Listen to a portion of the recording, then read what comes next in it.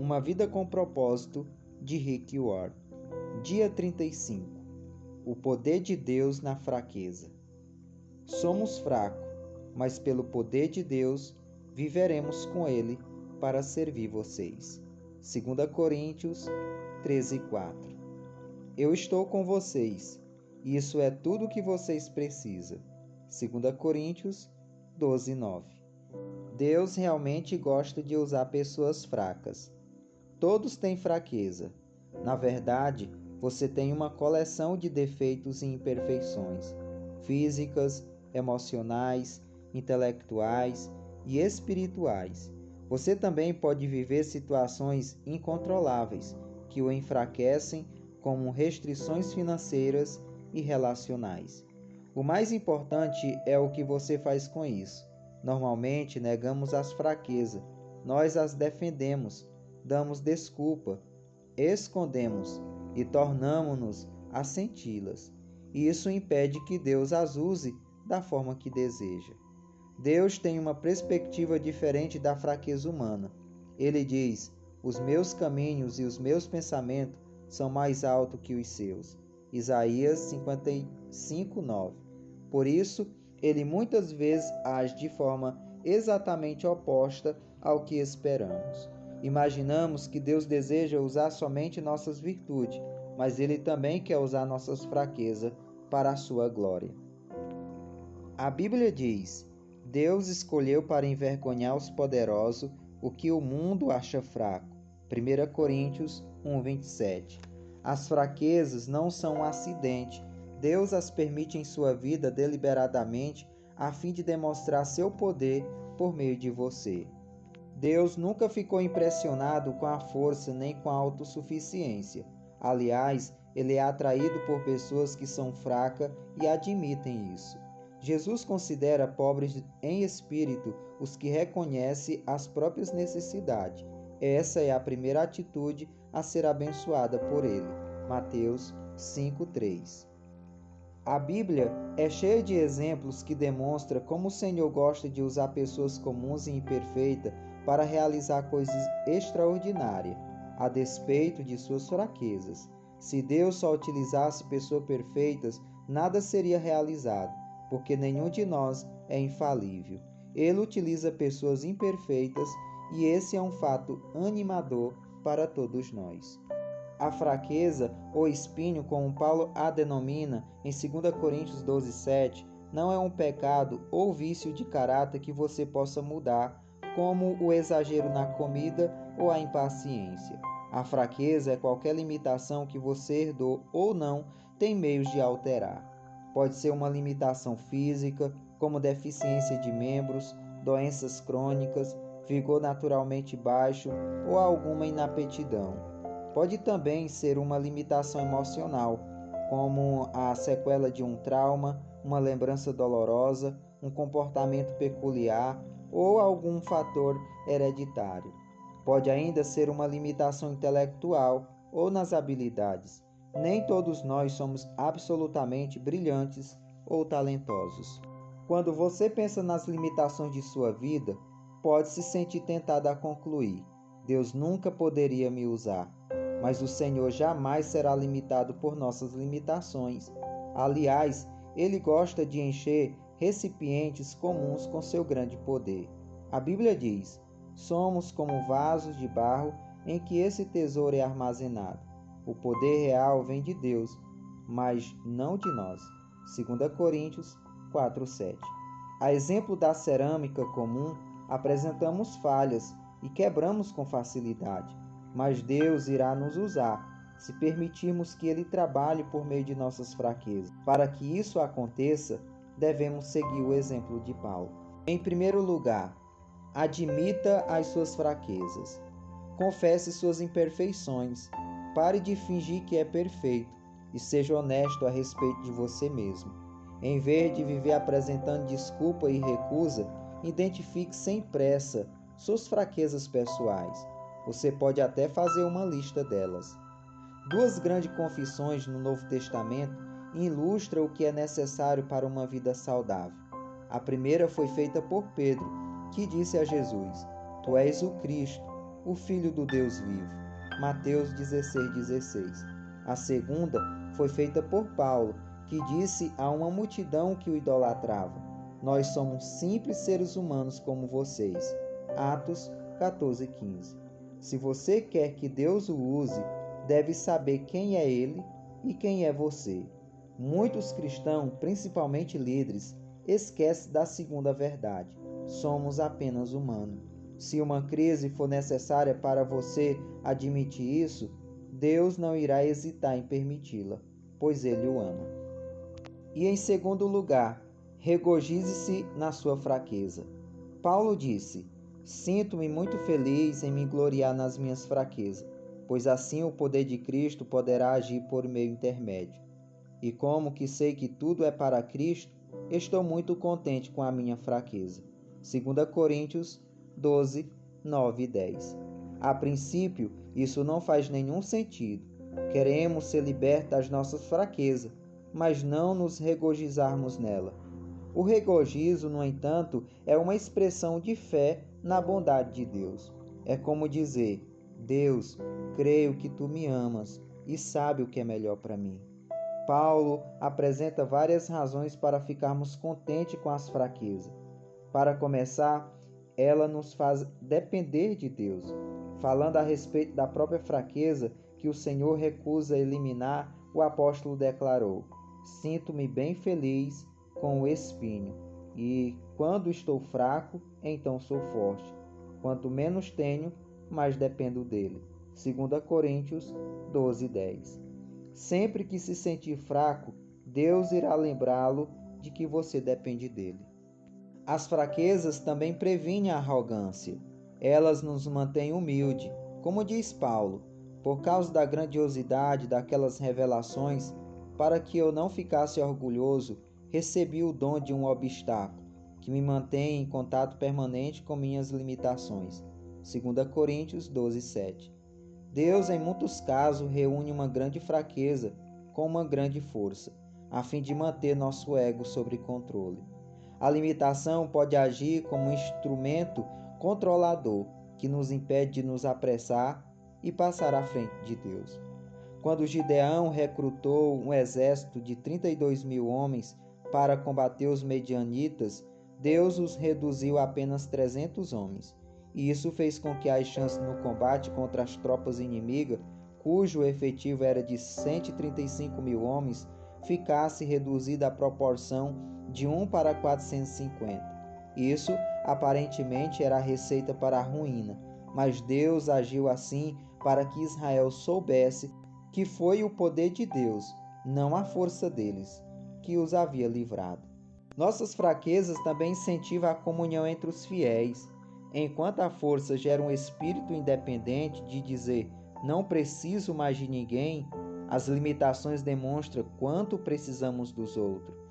Quando tecemos as frágeis fibras de nossa vida uns com os outros, surge uma corda de grande força.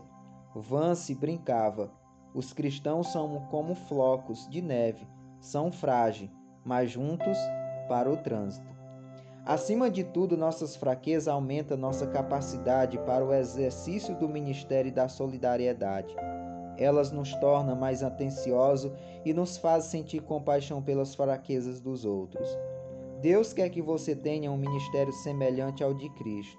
Isso significa que outras pessoas deverão achar cura nas feridas. As mais profundas mensagens de vida e o ministério mais eficiente surgirão das dores mais profundas. As coisas que as deixam mais constrangido e envergonhado, as quais você reluta em compartilhar, são justamente os instrumentos que Deus usará com mais poder para curar os outros. O grande missionário Hudson Taylor disse: todos os gigantes de Deus são pessoas fracas.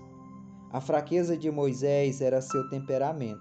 Por causa disso, ele assassinou um egípcio, feriu a rocha a qual deveria falar e quebrou as tábuas dos 10 mandamentos. Ainda assim, Deus o transformou no homem mais paciente da terra. Números 12, 3. As fraquezas de Gideão eram a baixa estima e profunda insegurança, mas Deus transformou num poderoso guerreiro. Juízes 6:12. A fraqueza de Abraão era o medo. Não uma, mas 2 vezes ele afirmou que Sara, sua mulher, era sua irmã, apenas para se proteger. Mas Deus transformou Abraão no pai de todos os que têm fé. Romanos 4:11. Impulsivo e sem força de vontade, Pedro se tornou uma pedra. Mateus 16:18. O adúltero Davi tornou-se o homem segundo o meu coração. Atos 13:22. João, um dos impulsivos filhos do trovão, tornou-se o apóstolo do amor. A lista poderia seguir interminavelmente. Não tomarei muito tempo para relatar as histórias de fé de Gideão, Baraque, Sansão, Jefté, Davi, Samuel e de todos os profetas. Suas fraquezas se transformaram em força. Hebreus 11, do 32 ao 34. Deus é especialista em transformar fraqueza em força. Ele quer pegar sua maior fraqueza e transformá-la. E em terceiro lugar, compartilhe suas fraquezas de forma sincera. O ministério começa com a vulnerabilidade. Quanto mais você baixa a guarda, tira a máscara e fala sobre suas lutas, mais Deus poderá usá-lo para servir outras pessoas. Paulo deixava transparecer sua vulnerabilidade em todas as suas cartas. Ele abertamente compartilhava suas falhas. Quando espero fazer o bem, não faço, e quando tento não cometer erro, acabo errando do mesmo jeito. Romanos 7:19. Seus sentimentos, eu contei-lhes tudo quanto sentia. 2 Coríntios 6:11. Suas frustrações, fomos pisoteados e totalmente subjugados. Pensamos que jamais iríamos sobreviver àquela situação. 2 Coríntios 8. E seus medos, quando fui até vocês, estava fraco, amedrontado e trêmulo. 1 Coríntios 2:5. É claro que a vulnerabilidade é arriscada. Pode ser assustador baixar a guarda e abrir a vida aos outros. Quando expõe seus fracassos, sentimentos, frustrações e temores, você se arrisca a ser rejeitado, mas os benefícios valem o risco. A vulnerabilidade liberta emocionalmente. Quando nos abrimos, aliviamos a tensão e dissipamos os medos, o que é o primeiro passo rumo à libertação. Nós já vimos que Deus concede graça aos humildes, mas muitos não compreendem a humildade. Ter humildade não é se sujeitar ou negar a própria força, mas ser sincero a respeito das próprias fraquezas. Quanto mais fraco você for, mais obterá da graça de Deus e também receberá a graça dos outros. A vulnerabilidade é uma qualidade cativante. Somos naturalmente atraídos por pessoas humildes. A pretensão causa antipatia, mas a sinceridade atrai, e a vulnerabilidade é o caminho para a intimidade. É por isso que Deus quer usar suas fraquezas, não apenas suas boas qualidades ou virtudes. Se as pessoas virem apenas suas qualidades, irão desanimar e pensar: bem, melhor para ele, mas nunca poderei fazer isso. Entretanto, quando vê Deus usá-lo, apesar de suas fraquezas, anima-se e pensa: talvez Deus possa me usar também. Nossas qualidades podem resultar em competição, mas nossas fraquezas propicia a vida em comunidade.